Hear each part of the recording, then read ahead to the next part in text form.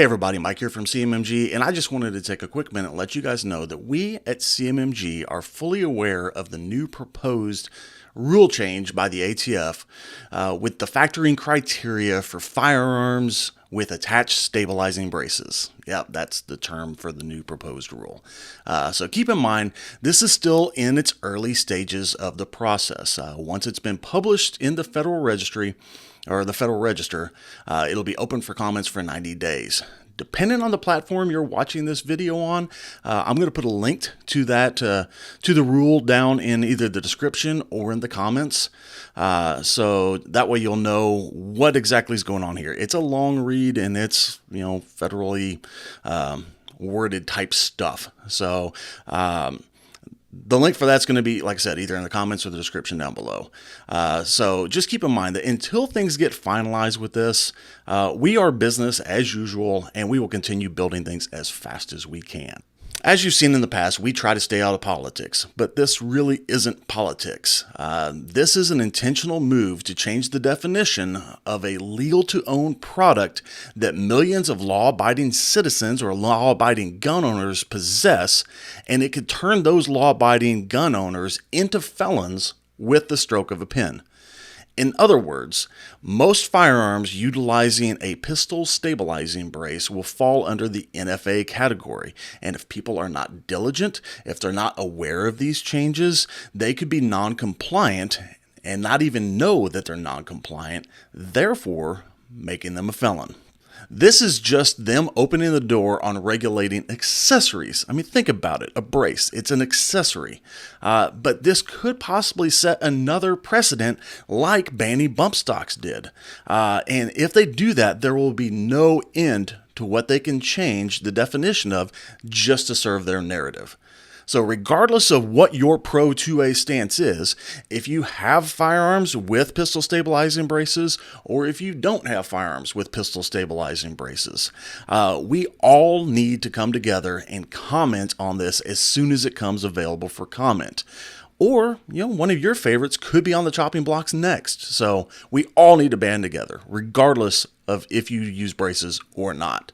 And speaking about when the comment section comes open, depending on when you watch this video, I will also put a link to the page where you can go comment on this proposed rule in either the comments or the link or the description below.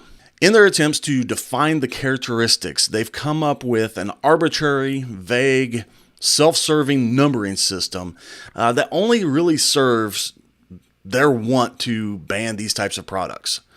They're claiming that the system will help owners and manufacturers in building something that's compliant, but the characteristics that they're using to assign points are vague at best. They're not clearly defined. They claim intent by the end user, or they say this. You get this many points if you intend to use it that way or this way. But let's face it. They have no idea what the intent is of the person that is building or buying the gun. So it doesn't really help in any way, shape, or form. And also, let's not forget that pistol stabilizing braces give people with disabilities the ability to embrace their Second Amendment right to keep and bear arms. The ATF is not a lawmaking body, but their so-called rules hold the weight of law. So if you break one of their rules, you could go to prison. I mean, you get in big trouble by breaking one of the rules, even though it's not a law.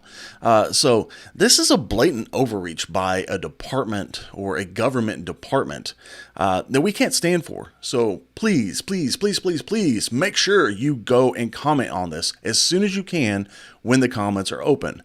And in conjunction, please reach out to your elected officials and make sure you let them know we don't want to stand for this kind of overreach. But you definitely need to comment, otherwise it does us no good. But you also need to keep in mind that there was a proposed rule change like this in 2020. And if you commented on that, first off, thank you.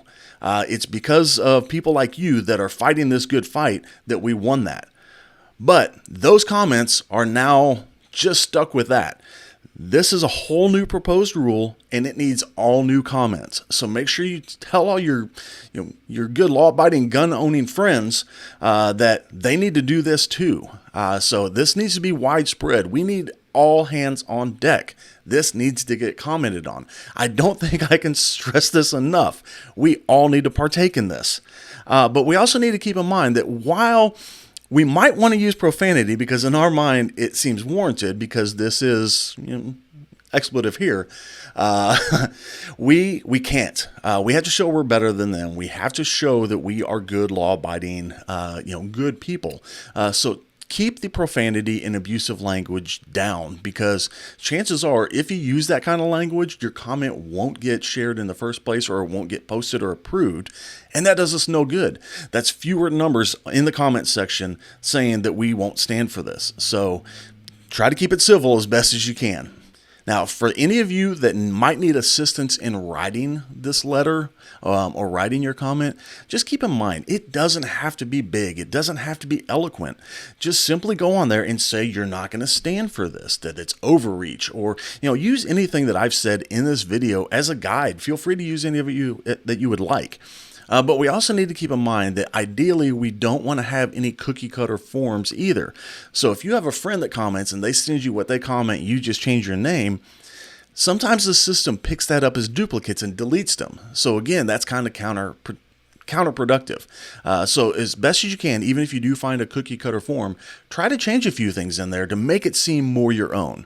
But like I said, it doesn't have to be big. Just get in there, comment, say you're not going to stand for it, say it's an overreach, and just let them know that this is no good. This is doing nothing but penalizing good, law-abiding Americans. Okay, guys, I'm just going to go ahead and wrap this up here. But if you would, please join us and the other millions of good, law-abiding gun owners out there in fighting this, letting them know that this is overreach, and letting them know that they are, in fact, infringing on our Second Amendment rights. As always, we need to stay vigilant in this fight and stay safe out there.